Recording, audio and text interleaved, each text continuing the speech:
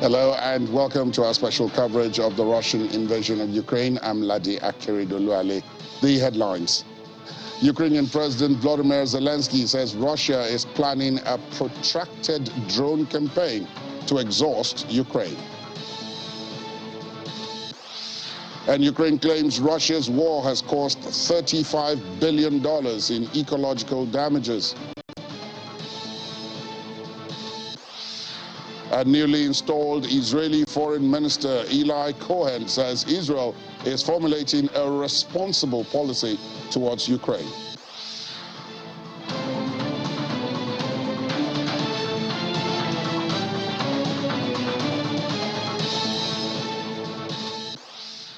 We begin from the Ukrainian capital, where President Volodymyr Zelensky says Russia is planning a protracted campaign of attacks with Iranian drones. Speaking during his usual nightly address, Mr. Zelensky said Ukraine has to act and do everything so that the terrorists fail in their aim. We have information that Russia is planning a protracted attack using Shai drones. It's probably banking on exhausting our people, our anti-aircraft defenses, our energy. But we act and do everything so that the terrorists fail in their aim, as all their others have failed. The Russian regime needs mobilizing emotion, something that they want to demonstrate to their country, to continue lying that everything is going according to plan. And our task is to give Ukraine successes, achievements, though small, yet victories. Each shot down drone, each shot down missile, each day with electricity for our people, and minimal shadows of power outages are exactly such victories. Meanwhile, eyewitness videos purport to show the smoldering remains of a building that housed Russian recruits in Ukraine's occupied Donetsk province. Russia acknowledged that scores of troops were killed in one of the Ukraine war's deadliest strikes. Rockets reportedly hit the recruits in Mavivka just after midnight on New Year's Eve. The strike prompted Russian and nationalist bloggers to call for commanders to be punished for housing soldiers alongside an ammunition dump. Ukraine's defense ministry said as many as 400 Russian soldiers had died. The air war intensified over the New Year holiday, with Moscow launching an unprecedented third straight night of strikes on January the 2nd. Ukraine said it shot down all Russian drones in a wave of attacks, which targeted cities including Kiev, hundreds of miles from the front lines. Meanwhile, Russia's defense ministry says 63 Russian soldiers were in fact killed in a Ukrainian New Year Eve's attack on their quarters in the Donetsk province. Defense ministry spokesman Igor Konashenkov said 6 HIMARS missiles had been fired, of which 4 hit the building, described as a temporary deployment point, while the others were intercepted and destroyed. Let's talk about a couple of other stories now. Similarly, a Russian region bordering Ukraine reported shelling yesterday. The governor of Belgorod, Vyacheslav Gladkov, said on Telegram that the village of Mural in the Shabinsky urban district came under fire from the Ukrainian armed forces. He said there were no casualties, but the shelling caused damage to 2 homes and a car. Mr. Gladkov also reported a local cemetery was hit by shelling. According to him, the village of Versovye in the Belgorod region was also under fire.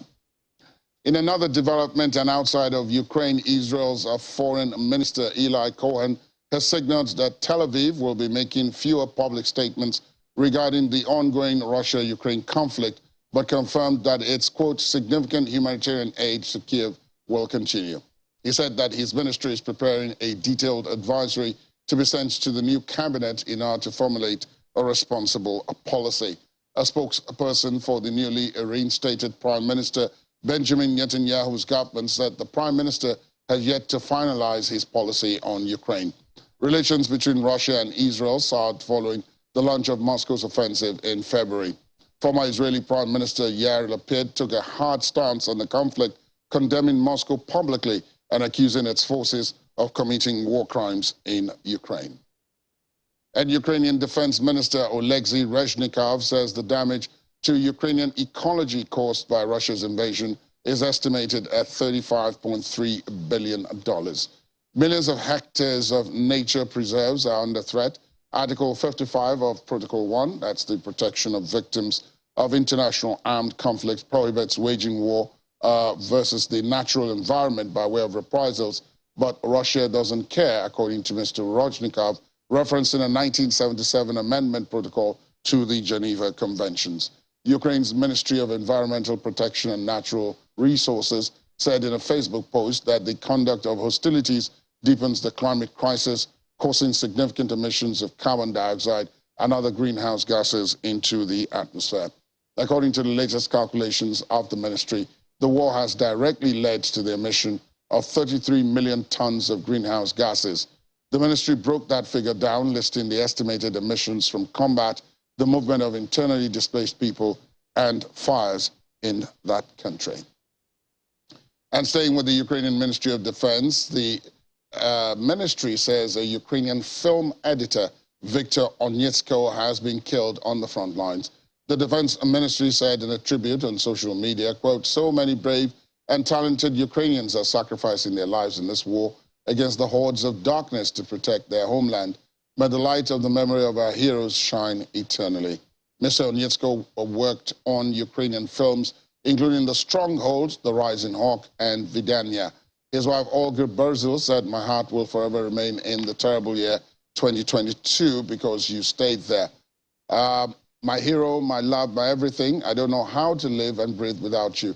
I don't know if I can ever dream again." The Dostoevsky Center, Ukraine's state film archive, called it an incredible loss for the film community and Ukraine. It's a rough way to start the year, but let's talk to international affairs analyst Yinka Oyeniji joins us from East Midlands in the United Kingdom. Morning to you, Yinka. Happy New Year 2023. Good morning, Mr. Akerelu. It's excellent that we both can see the new year. Let's dive right into this. I know that when we talked before 2022 ended, there was nothing on the horizon to indicate that anything significant was going to change about what is the state of things in Ukraine. But I want to ask about the economic front. There have been significant headwinds, if you like, all through most of 2022. But in 2023, all the predictions are that it's going to get worse. Not remain the same, get worse. Do you agree? I agree 100%. I agree a lot. The beginning of the first quarter, so we have a few more weeks to be able to enjoy whatever gains that you have recorded over the years. But starting from the end of February all the way to the end of the first quarter, we are going to realistically see what the economic outlook is, and it doesn't portend well generally for the rest of the world. I just read yesterday that IMF says that over a third of the whole world will slip into recession. The truth of the matter is we've lived with the recession for the past 3-4 years. We just didn't realize. So take United Kingdom, for example, we rely on financial services, which is not sustainable at the present time. You need to make money to be able to spend money. Now, we added on to this, apart from the climate change that we're experiencing all over the world and the food insecurity, we now have man-made problems being bestowed upon us, if you like. So we have the war in Ukraine, which didn't have to happen anyway, only because of the selfishness of a world leader who decides that the only way to be able to cling on to power for the next 30 years is to be able to get his country into war. And by so doing, is already expending the resources of the rest of the world, causing imbalance and upsets of the China corridor, and also in the EU because of lack of energy. Russia has enjoyed this monopoly for a very long time, and it is most selfish for Russia to continue to lead this, what they call invasion into Ukraine.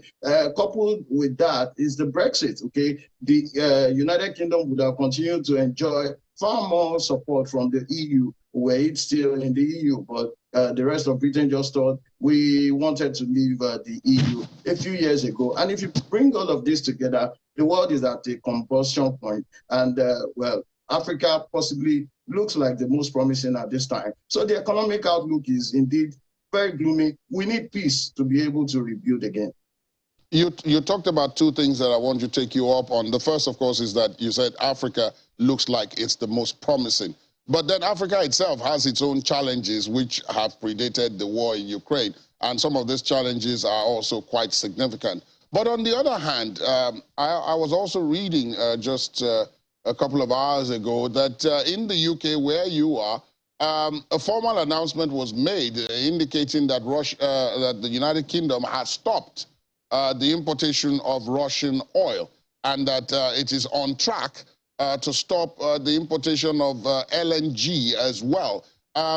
So perhaps, I mean, if you want to put it that way, there is some rainbow to this cloud in the sense that the hegemony or leverage that Russia has always enjoyed over much of Europe in terms of oil and gas supplies is shifting because of the conflict in Ukraine. There's no doubt about that. I told you when we started to analyze this last year that we must look at the positive outlook. Just like COVID-19, God rest the souls of those who have died and all of that. It again brought to the fore the advancements that can be made with the use of technology, the internet and telecommunications. In the same way, the monopolistic power that Russia has wielded with respects to agriculture, grains, and then also energy is being whittled down so that the United Kingdom is on at least a 25-year plan to dismantle that. And the gains will be seen within the next 5 or 10 years. I say it's concomitantly that Morocco and Mozambique provide the United Kingdom with energy, and these billions of pounds being invested in there. That is one gain that Africa is witnessing. Secondly, with grains being a problem between China, Ukraine, and Russia, then it means that Africa can then export food. So not only would we be exporting energy to these world powers who have now come closer to become our neighbors, but then we can also take advantage of increasing our food production, diversifying our economy, so that all the benefits and privileges that world powers will be losing as a result of these offsets, Africa can take control. And I say this hastily. The problem that we have in Africa is not like the rest of the world. Our own problems are probably just even dependent on leadership. And even though leadership is a problem, it's far easier to solve our leadership problems than to solve climate problems or to solve selfish problems that you find on the corridor of the world powers. Okay, a few days ago, I read again that China is thinking, well, it's been ongoing for a while, that China may possibly also launch attacks against Vietnam. All right, and if China does that, again, a lot of diversifications would leave the patronage of China with respect to what China produces, and China produces everything. So Africa needs to take the leadership role seriously, and then be able to bring leaders into office who can see into the future and position us to take all of these powers that are being dropped by these supposed world powers. The world looks to Africa now and for the future. I know that in the UK, as you referenced earlier on when you talked about financial services in your answer to the previous question, and the fact that the UK was a major, shall we say, exporter of financial services, and that Brexit hurt that very badly. Many companies, many financial firms moved to Europe to retain their access, leaving Britain, and meaning that Britain had you know, less revenue from that, less workers. There was a whole kerfuffle over whether, you know, EU citizens living in Britain could continue to live there and British citizens living in the EU could continue and all of that. But do you have perhaps fears that going forward in 2023, all the international predictions seem to be quite gloomy? But in the case of Britain, one or two of the people I've spoken to have indicated that in the case of Britain, Britain is a unique place. They've always dealt with the rest of the world, you know, because they are an island, and they have the mentality that, look, if we are left to ourselves, we will survive one way or the other. That's so. This is not new. Do you think so? I think that it's vainglory, and we have lived in it for so long, but it is unsustainable. I keep saying it. So look at it this way. You won't believe it. One of the major earners for the United Kingdom at this point is education, all right? International students coming in, bringing in loads of funds and all of that, to the detriment of our home countries, to say, but maybe that is only for a short time. So as it is at the moment, the United Kingdom is suffering all around as it is right now, okay? We can't get energy at a cheap rate anymore. Residents and citizens alike may likely pay more taxes. In fact, we're already doing that with respect to energy bills, and those are being subsidized. But this is winter. If you look at it, we've got industrial actions almost by all the important agencies. Lawyers, barristers have been embarking on industrial actions for the past 3 years in the United Kingdom. The nurses have been going on strike. The lecturers have been going on strike. The rail workers have been going on strike. You can go on and on and on. Now, the only thing, which is what I say, that will sustain the United Kingdom through this crisis is a political change. Everybody is waiting for, if you like, the final liquidation of the conservatives in the United Kingdom so that Labour can come in. And all of these sectors that are embarking on industrial actions are Labour workers. So they want Labour to come in. And once Labour comes in, Britain may stabilize. So there are institutions. When you have institutions, there's not necessarily going to be a total collapse. That is what Africa lacks. That is what Africa should be building on to get through this period that we are in. We need to build institutions, and they have to be built around the right leaders. So for the United Kingdom, the only thing that will stabilize it is possibly a change of government. And by May, that will become clear. Remember also that the United States is going into elections next year. So I foresee a political solution to all of these crises that we are witnessing all around the world. It is very, very likely that Vladimir Putin will further lose face in his country, and there will be a political solution to that. You already see that in Israel, a political solution has arisen in the return of Benjamin Netanyahu. In the United Kingdom, it's very likely that Labour will come in, not to solve anything.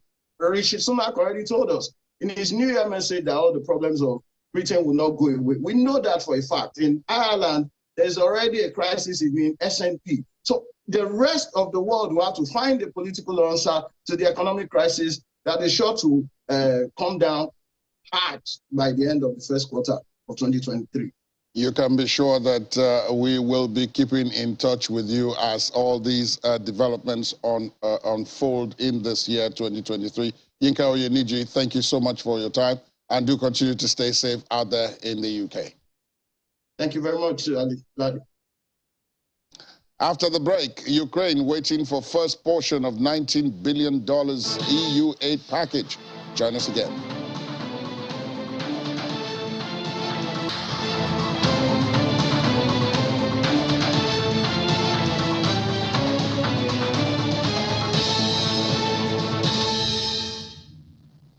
Welcome back. Ukrainian President Vladimir Zelensky says Ukraine is waiting for the first tranche of a $19 billion support package from the European Union in January, following a call with the European Commission President Ursula von der Leyen. Speaking in a social media post, Mr. Zelensky said Ukraine was also waiting the first batch of LED lamps, school buses, generators, and modular houses. Mr. Zelensky said, "We'll feel support and we will win together." Mrs. von der Leyen tweeted that she had conveyed her wholehearted support and best wishes for 2023 to the Ukrainian people through Mr. Zelensky in the first call of the new year. She said, quote, "The EU stands by you for as long as it takes. We support your heroic struggle, a fight for freedom and against brutal aggression." And the Commander-in-Chief of the Ukrainian Armed Forces, General Valery Zaluzhny, has said some 40% of territories occupied after February 24, when Russia launched its invasion of Ukraine, were liberated over the past year. In a roundup post of 2022, the Commander-in-Chief reported that the armed forces liberated 40% of the territories occupied during the full-scale invasion and 28% of all territories occupied by Russia since 2014. The general said the current front line is about 1,500 kilometers long. According to General Zaluzhny, Ukraine's armed forces has undergone military training in the territory of 17 European countries. And let's go to other places of conflict. In North Korea, the country's leader, Kim Jong-un, has sacked the second most powerful military official, Park Jong-chon. According to the state-run media, General Park, vice chairman of the Central Military Commission of the ruling Workers' Party and a secretary of the party's Central Committee, was replaced by Ri Yong-gil at the committee's key meeting last week. Footage shows Park sitting in the front row of the podium with his head down during the meeting while other members raised their hands to vote on personnel issues. His seat was later shown unoccupied. General Park's dismissal comes after Mr. Eun called for exponential increase in his country's nuclear weapons arsenal in response to what he claims are threats from South Korea and the United States. The suspected mastermind behind the removal of a Banksy mural in a Ukrainian town could face up to 12 years in prison if found guilty. That's according to Ukraine's Interior Ministry. According to the official, the artwork depicting a woman in a gas mask and a dressing gown holding a fire extinguisher was taken off a wall in the town of Hostomel on December the 2nd. The ministry announced on its website that the man it believes orchestrated the operation had been handed a suspicion notice. The ministry statement said the artwork by the renowned British artist had been valued at over 9 million hryvnia. That's the currency of Ukraine. It said the criminals tried to transport this graffiti with the help of wooden boards and polyethylene, adding that the mural had been retrieved thanks to the concern of citizens, the police, and other security forces who managed to arrest the criminals. Banksy confirmed he had painted the mural and 6 others in places that were hit by heavy fighting after Russia invaded Ukraine in late February. Let's talk now to Roy Ohideve, Fellow, International Institute of Professional Security, as well as the Institute of Security of Nigeria, joins us virtually. Good morning to you, Roy. Happy New Year. Happy New Year. Thank you very much. What an opportunity. Let's look at this. I'm curious, and several people I know have asked me this question. It's the first time I've heard of that. Vladimir Zelensky is the president of Ukraine. But as we've just been reading, General Zaluzhny is the commander-in-chief of the Ukrainian armed forces. Usually, the president is the commander-in-chief of the armed forces. Is this a strategic move to separate the lines of power, as it were, in the case of Ukraine? Well, thank you very much. You see, we have been on this this Ukraine issue together, and you know, so many people that are on the other side of the divide have continued to insist that it will be a close and quick closure for Russia. But strategy is strategy, and strategy is trajectory. So all the intricacies that are opening up in the fight and the war. Now, for this new development, I want to believe, my personal opinion, that a lot of discussions are going on concerning welfare, aids, and other economic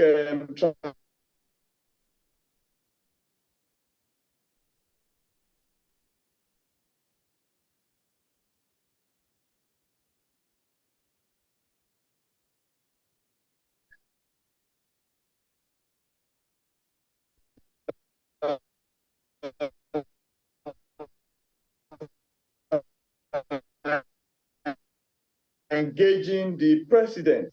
So we are looking at an opportunity for the battle and then keep their focus on the war.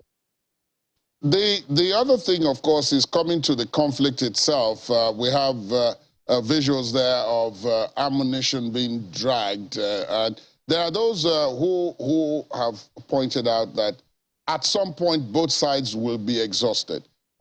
This cannot continue. There are those who have said that the Russians will probably at some point run out of missiles, especially with the rate at which they're sending them into Ukraine. And that at some point, too, those who are supplying Ukraine with weapons will also, if not already, have low stockpiles. So where are we on that? Do you think that those who are saying that have any basis for making such positions known? The whole situation we have right now is based on supply and utilization. And whatever you see, it's show of force. So for all of these weaponry to be displayed like that, you want to believe that definitely we are trying to display the force and capacity and capability that are open to us. So if you look at the use of ground force, definitely you will need all of these weapons and weaponry, and be aware that so many of it were also recovered from recaptured territories. Given that scenario, of course, I mean, both sides have taken significant damage, if not humongous damage, mostly Ukraine, but it is still standing. And as we enter the new year, all the predictions that had been made about how winter could stop the fighting while diplomacy could then take the front seat have proved to be wrong. Diplomacy has not taken the front seat. The battle has continued. Air attacks have continued from the Russian side. The Ukrainians have tried to take territory in the meantime. So again, were we wrong to assume that the weather might provide a lull in the fighting?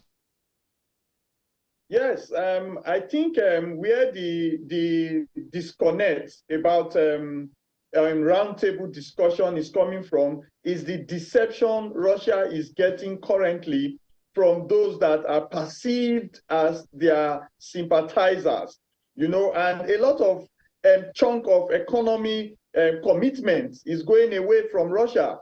If you check properly now, you will see that Russia is entering into serious economic crunches. And those are the under-the-table discussions that are going on with perceived sympathizers. On the other hand, Ukraine is getting all of the support from the other NATO countries, and promises that have come in from other countries too are still coming in for fighting troops, economic opportunities, and supply of medicals and power systems. So you can clearly see the disparity in trust in the sympathizers for Russia and sympathizers for Ukraine. And that is where the discussions will come from when Russia begin to identify that certain persons that perceived sympathizers are not meeting up to their promises on the side of Russia. But then you do know that, of course, among those who are in support, at least by not condemning Russia, is China. Now, China has a lot of opportunities. It's been buying a lot of Russian oil. And some are saying, of course, some of the analysts are saying that it has also been covertly aiding Russia in more ways than one in that respect. And China is not a country that any of those who are in support of Ukraine at the moment wants to take on in terms of military conflict or even in terms of economic warfare. Perhaps the United States might be able to do that, but none of the others in NATO or the EU wants to stand up or can stand up to China. Well, that is the deception that I was talking about. If you look at China in itself, China is bordered internally right now with the COVID and the COVID challenges of medical attention to its people and the refusal of international community delegates to enter into China and the restriction of Chinese personnel, Chinese citizens from entering into other countries because of COVID. Then another distraction for China from its military support, it's expansion in business in other African countries. In Nigeria and so many other countries, China has been given the opportunity to take over a lot of business spaces, business transactions, construction. And, this is major distraction for China to look at key war and battle concerns, because it's getting into full-blown war to support China. We give it a negative responsibility concerns on the other countries that it has business ties with. And that is where China is right now. It's looking at its COVID constraints. If that is so, there are a couple of other states that perhaps may not or may have a similar situation If you mention India, for example, India has also been buying huge amounts of Russian oil. India, of course, may not have the kind of military assets that China has, but India itself is no slouch when it comes to world power, is it? Yeah, I agree with you.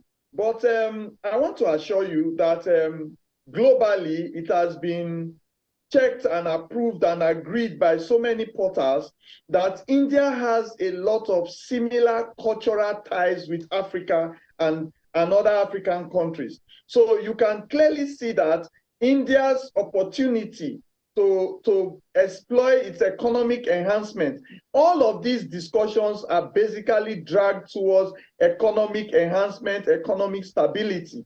So India in itself, as I speak to you, majorly concerns itself with its alliances with its consumers. So one of its consumers are basically African countries that are also in allegiance with most of the NATO countries. So it's a circle of agreements that does not capture Russia as a priority. So Russia is not a priority to India.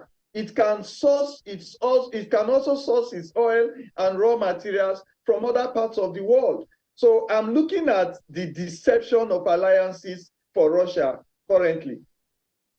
You've mentioned Africa 3 times when we talk about these strategic initiatives, and therefore let me then come to Africa. When this war broke out in February, or when the invasion started in February, you had a situation where many African countries refused to take sides.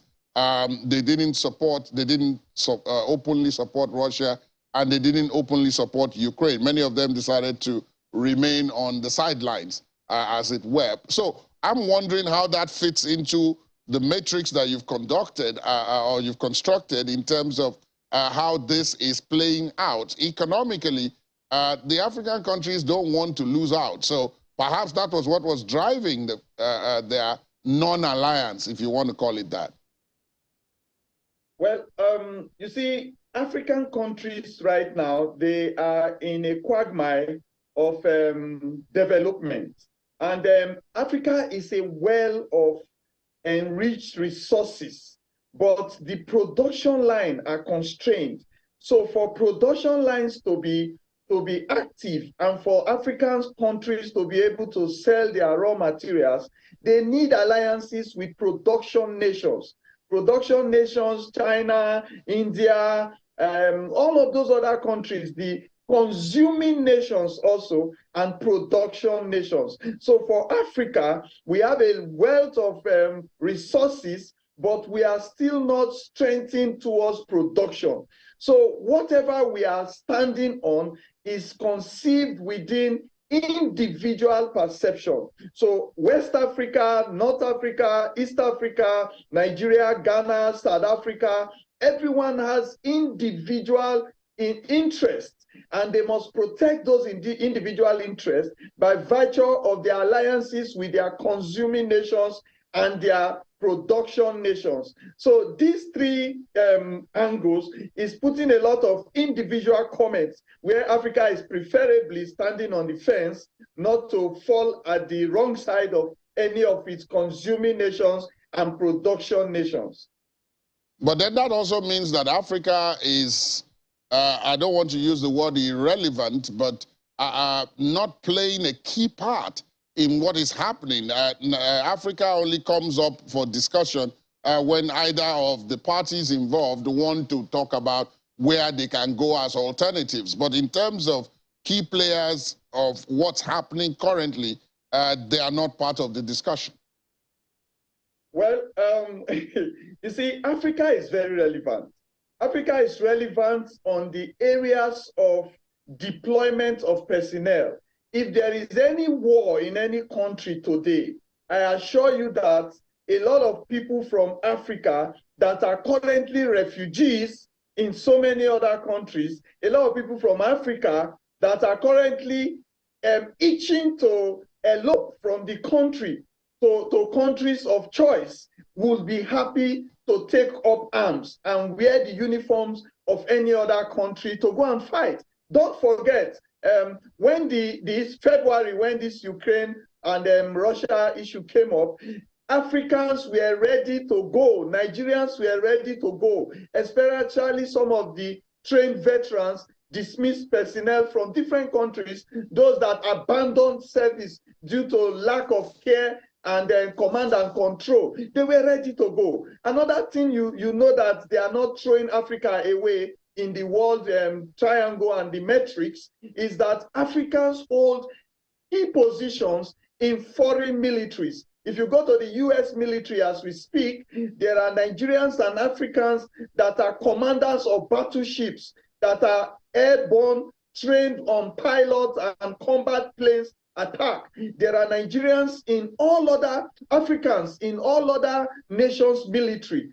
And in their decision-making processes, there are Africans in the governance of other countries in the West.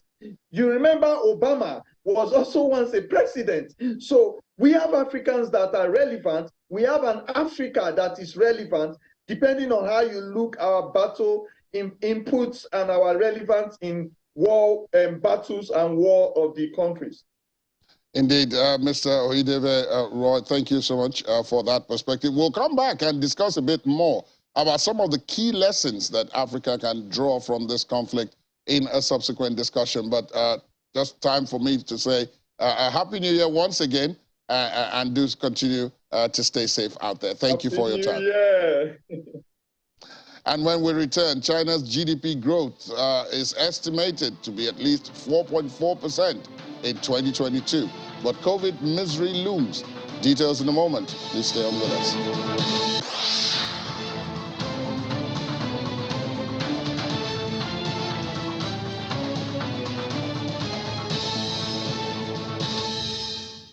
Thanks for staying tuned. Welcome back. China's leader Xi Jinping says the country's economy grew at least 4.4% in 2022, a figure much stronger than many economists had expected. But the current COVID wave may hobble growth in the months ahead. China's annual GDP is expected to have exceeded 120 trillion yuan. That's about $17.4 trillion last year, Mr. Xi said in a televised New Year's Eve speech. That implies growth of more than 4.4%, which is a surprisingly robust figure. Economists are generally expected growth to slump to a rate between 2.7 and 3.3% for 2022. The government had maintained a much higher annual growth target of around 5.5%. Now let's talk to Laddie Williams, as always at this time, about the business news out of this conflict. Morning, Laddie. Good morning. We've already said Happy New Year, yes. So because we are the year getting stale already. Yes, already. Today is the 3rd. European shares have started on an upbeat note this year. What's driving that, you think? Yeah, so we're seeing investors there getting a little adventurous, in the stock markets in Europe, and we saw that, nice outing, yesterday. You had referenced the fact that they would be looking for any way to get profits. Exactly, because 2022 was rough, so right. We're seeing some investors trying to take more positions, as 2023 comes into play, because there is that debate that 2023 might be a good year for, risk assets like, stocks and crypto. But there is also that strong side that says, what we saw in 2022 was child's play. That what is coming is going to be really bad. So we're seeing some, investors actually trying to put money where their mouth is, at this time for 2023. But we know the headwinds are there, but they're riding on the PMI, that came out in December for the Eurozone. So at about 47.8 points from not bad. Not bad, from 47.1. So it's an improvement, but it's still below that 50-point range, which separates growth from contraction. That's right. But at the end of the day, it's an improvement, and who knows, we might hit 50 points, going forward. Because especially with all this investment and with all of them staking out all these positions. Exactly, and we know how They've been able to, stock up gas, for the winter, even though the winter wasn't so bad. So, all of that is playing into investor sentiment in the market. But, we have investors that are still saying, you know what, don't get too excited with what you see, in the first part of of January, because we know how it played out, last year. January. So many people got their fingers bumped. Yeah, the markets were happy. There was greed, at that time. And then all of a sudden. Yeah. But it's a good thing. We're coming from extreme fear, so that might boost greed. I keep watching that figure you guys put up every day. The fear, greed sentiment. The fear, greed sentiment. And I'm like, okay, if only human beings could remain like this for quite a while. Exactly. Because the fear seems to always outweigh the greed. Oh, yeah, there's always fear this period. That's about the only thing that can keep them. But oil is sliding. I mean, I just read the story about China's GDP, 4.4. Some people say that's much stronger than what was expected. But oil is sliding on worries because there are COVID concerns, even if we believe that the figure is 4.4% for 2022. Yeah. COVID is now hitting China. Yeah, it's hitting China hard, and obviously we know how sensitive oil prices are to bad news, economic bad news, and we've seen economic data coming from China there, for their factory activities. That's lower than what was expected, and obviously when you see lower activities from factories and maybe people going out, that demand for oil is going to go down, because oil is what lubricates all the movement. Rides on all of that, even from aviation and all of that. So we're seeing that bad data coming out from China, and obviously we know how investors, once they see a sign, they start to take positions immediately. So we're seeing oil prices start the year on a sour note, but it remains to be seen, because there's still forecasts that oil prices are going to be really high in 2023, even though we've seen prices trend downward. But there's that forecast from analysts there saying that, okay, what, we're seeing commodity prices raging again. Obviously we still have the cap issues, with Russian oil, and so they're seeing that that's going to, cause a dent with global supply. So, they're putting two and two together to see where oil prices might go, but obviously it's still quite far from the highs we saw, earlier in 2022. It'll be interesting to see, but obviously we need oil prices, down. We need it down. Down and be stable. And stable, because we know how oil prices, feed into inflation, and everyone's trying to bring inflation down. And in our own case, the situation is, of course, completely different. Yeah. Russia is to double its yuan share in a rainy day fund.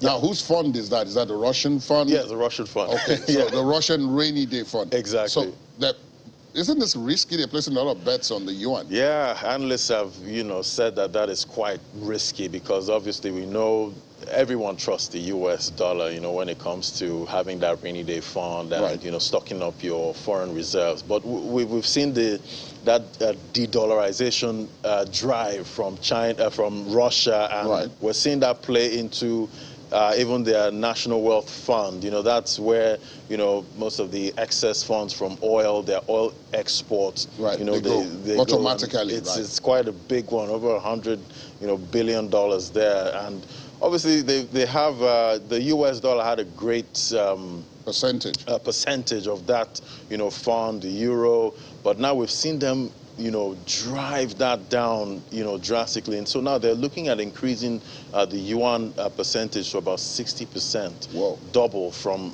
30%. And we're seeing them also double gold, so they're pushing gold and yuan more. They're going to hedge their bets. Exactly, more on the yuan. So at the end of the day, it's quite a risky bet. But, we've seen how they've tried to escape most of the sanctions, from the U.S. and its allies. We've seen how that has impacted their economy. So right now they're looking for friendly, friendly currencies, to put more of their reserves in case of future. Exactly. So we've seen the ruble, ruble yuan trading pair on the Moscow exchange, that has increased, drastically, more. There's a lot more activity in that. Yes, anyway. more than the ruble USD. So analysts are saying that going into 2023, that's even going to go up even more. That's the yuan ruble trading pair. So at the end of the day, it's still that de-dollarization drive, for the Russian economy. More of this, of course, Business Morning. Laddie and the team will be there, and Business Incorporated. But for now, thanks, Laddie. Thank you. Let's take a look at the sports news out of the conflict. World heavyweight boxing champion, the Ukrainian Alexander Usyk, has expressed his wish for, quote, victory and peace in his native Ukraine this year, 2023.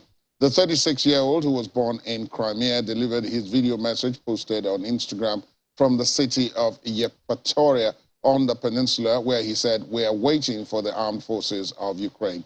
Russia launched a full-scale invasion of Ukraine in February last year, with Mr. Usyk serving in Kiev as a defense volunteer in the early weeks of the conflict.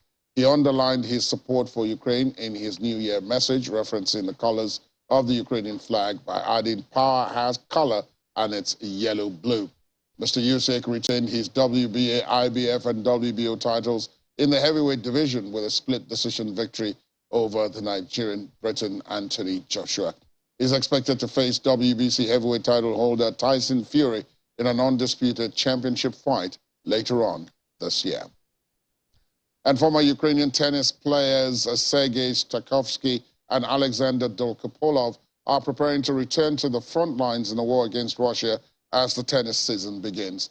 While male athletes are competing at the Adelaide International, which marks the first Association of Tennis Professionals event, the pair are saying goodbye to their families following a few days of rest away from the battlefield. Mr. Stakhovsky joined the military reserve in Kiev at the start of the conflict last year before being deployed to a unit of mortar shooters. Mr. Dolgopolov also volunteered at the beginning of the war, and after spending a week training at a shooting range, the 34-year-old is now a drone operator in a unit attached to the Ukrainian military intelligence.